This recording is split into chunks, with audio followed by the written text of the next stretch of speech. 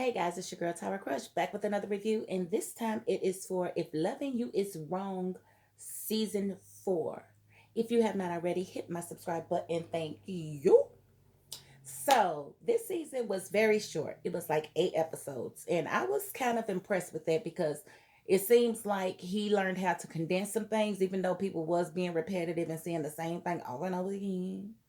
He did do his thing and shortening this season, which to me is a boss move, because when you your own boss, you can make one season 52 episodes, you can make the next season 20, and if you want to, you can make the one after that 43, and you can make the next one after that 5. It's on you as a creator. That's how you know he's his own boss.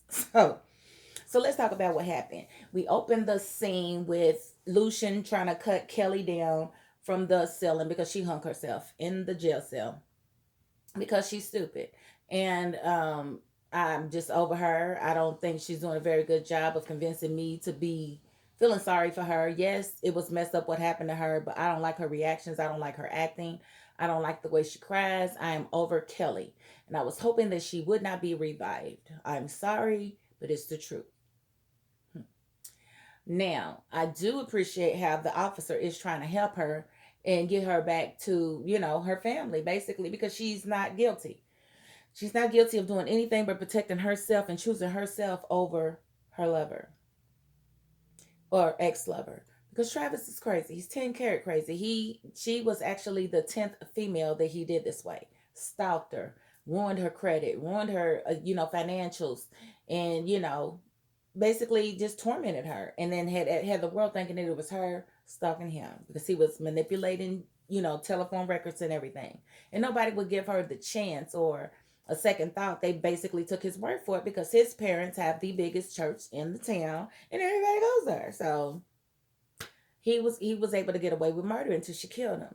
Now, so she's in jail, he's helping her, and he's visiting her, basically letting her know that he's really apologetic. I think he wants some coochie, but I don't know. He should feel bad because he was basically treating her like a common criminal and treating the creep like he was the victim, knowing about other women too. Like, you really thought everybody was just crazy, like everybody telling the same lie? How? Anyway, moving right along, there was a new couple that moved in across the street. Tanya, and I forget her husband's name. Well, she's 10 carat crazy. And when they was moving in, Marcie was basically kind of pacing outside of the house that her and Randall shared because she had locked Randall and Alex in the shed together and set it on fire. And she was trying to get out of there. So she was calling her vehicle service to get out. She was not letting them out. They saw her sitting out there drinking, watching it burn. And I didn't like how he took the axe and started beating the door.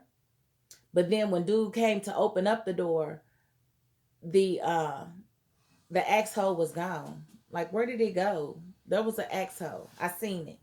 Why wasn't it there? But anyway, that was just something that I noticed. But he let them out and they were choking or whatever. But he was trying to help Alex catch her breath or whatever. He was like, just breathe. You need more oxygen. Here, take this oxygen or whatever. And Randall got in his feelings, like right in front of Marcie and everything. Like, get away from her. She's fine. She don't need your help. That is not your woman. Why are you being so overprotective of her? She is not your woman. And it appears that she was nobody's woman. She was everybody's woman. Because she had an alter ego named Jennifer where she was going out and getting meat from men. She told Randall he was the only black man that she had been with, and that was a lie because we just found out that she was with Ian around the same time she got pregnant. And Ian is basically saying that he thinks the baby is his because the doctor, and imagine she done got the doctor in trouble because she's running her mouth to Brad talking about the doctor switched it.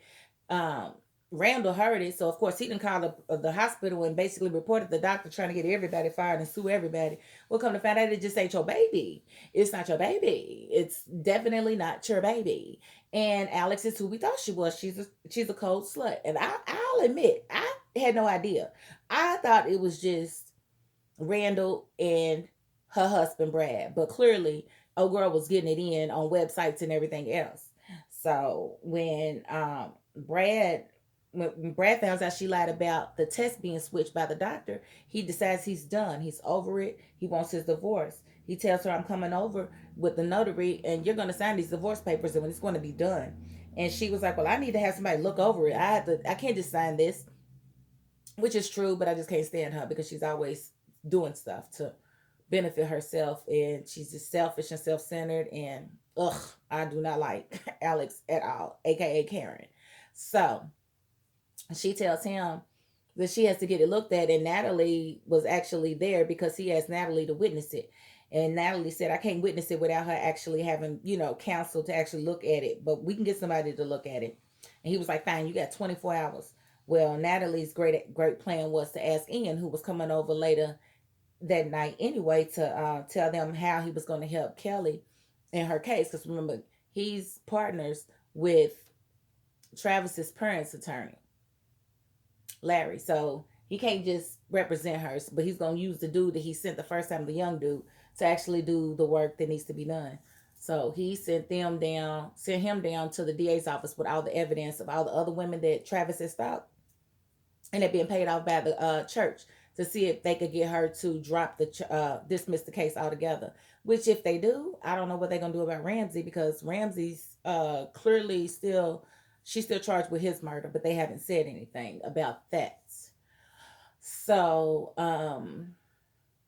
let me see. We have Eddie. I can't stand him. Esperanza and Steven are very cute. And I liked their little dynamic. And she found out that Steve was going to the pub after work. And so she went and showed up in her little red dress, honey, like, what's going on? Why you haven't been calling me back? Did you see all of this? And of course, he left with another female. And she was like, how rude, basically. But was sitting there talking to the officer. I can't think of his name. Cute guy. The one that's flirting with Kelly. She was sitting there talking to him. And but before that, one of Eddie's friends saw her talking to Steve and called Eddie and said, what you want us to do? And he was like, don't worry about it. He was like, when he left her, about 30 minutes, about an hour ago with the female. And Eddie was like, oh, that was just a cover. They're going to meet. I want you to go to her house. I'll give you the key. And I want you to beat his ass. And so when they got there, he was standing there waiting for Esperanza to get there, which nobody knew he was going to be there because we thought he left with the other girl. But they wind up going in, getting it in. I think Esperanza really, really liked him. Whether she wants to admit it or not, she really likes Steven. And when he got ready to leave, she was like, why are you leaving? He's like, because I want to leave. Now I'm in control basically. So he leaves and those 5 guys was out there waiting for him and they jumped him. And I was like, oh man, please don't mess up his face. He is too cute for this. And he beat them all up. They literally ran to the truck to leave. He's FBI and he's Kung Fu Leroy. Because he's like, and they all went back to the pub like, yeah, he beat us all up. And of course, Eddie was like, can't send boys to do a man's job. And then at that moment, Steven walked in the door and basically he was trying to, suck Steve's penis. Like, hey, let's talk about this like men, sit down and have a drink with me. And he was like, yeah, right. Steve grabbed him up and just beat the crap out of Eddie. I was so happy. I was like, kill him. Kill him. Choke him until he can't breathe no more. Please, kill him. So, most of the season, Eddie had to walk around with bruises on. It was funny. He was trying to get smart with Esperanza.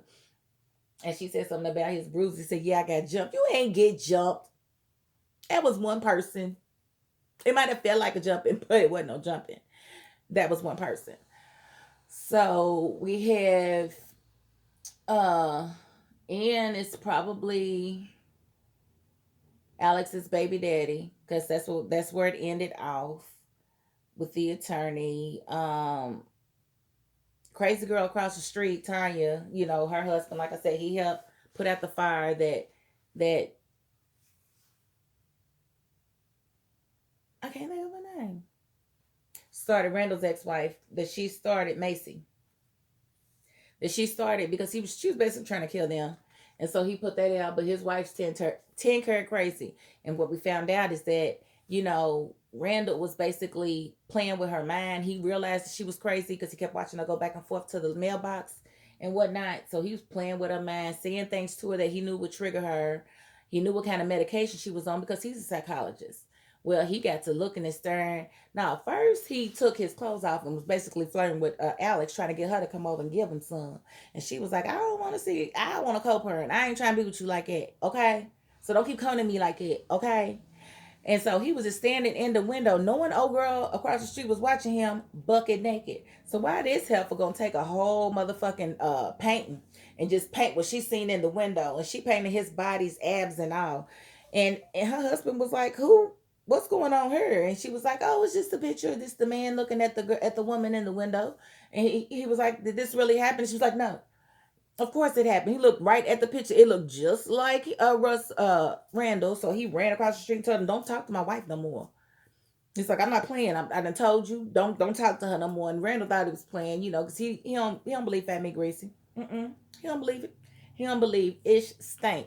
So he ain't listen. They kept talking or whatever, and she told her husband, and yeah, he went over there and broke into Randall's house and trashed it. I mean, when I say he trashed it, I mean he trashed it. He broke vases, he cut up paintings, he broke glass tables. Like, Randall's place is always getting towed up. He should learn something. Like, this is probably the second or third time that we have seen his place torn upside down.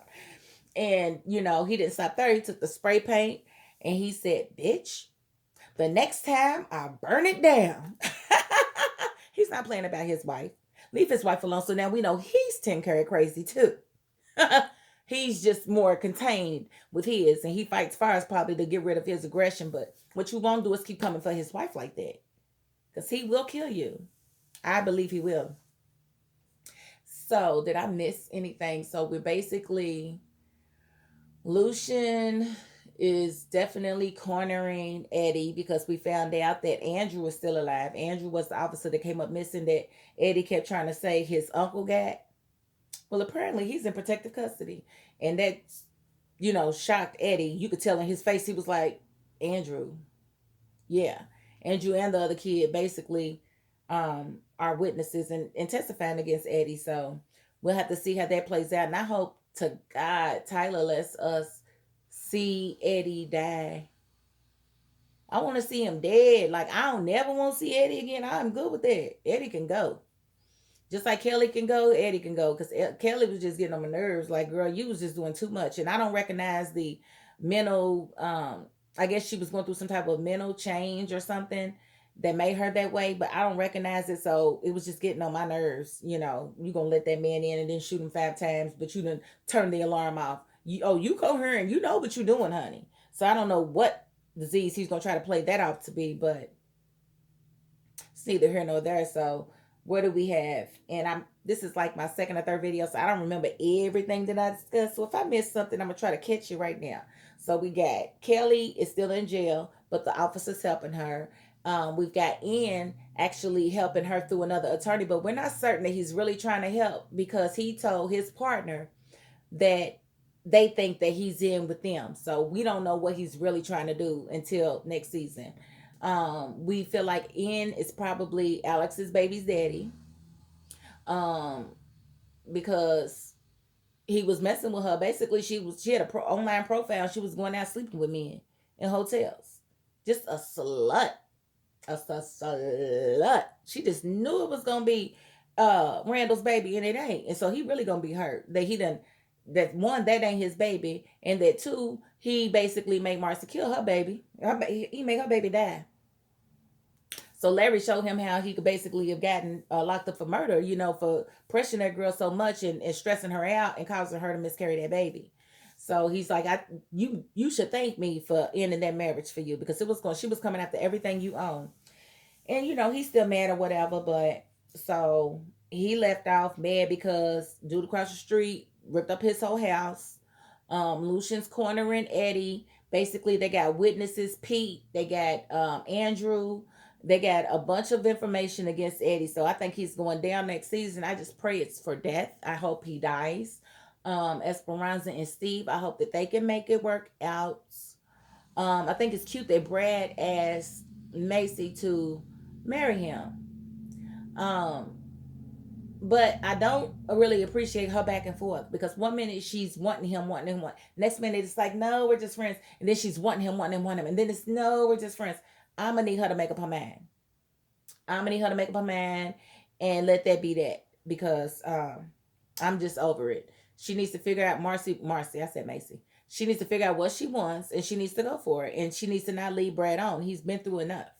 He's been through a wife that he thought was faithful, that was sleeping with the entire town of Maxine.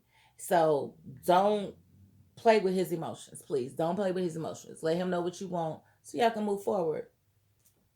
And I think that's about all that needs to be discussed, because it was a really short season. But um, I'll catch the fifth season in a week or two. About to get back to Queen Sugar. I do thank you all for watching, and that is my $5.02. Peace.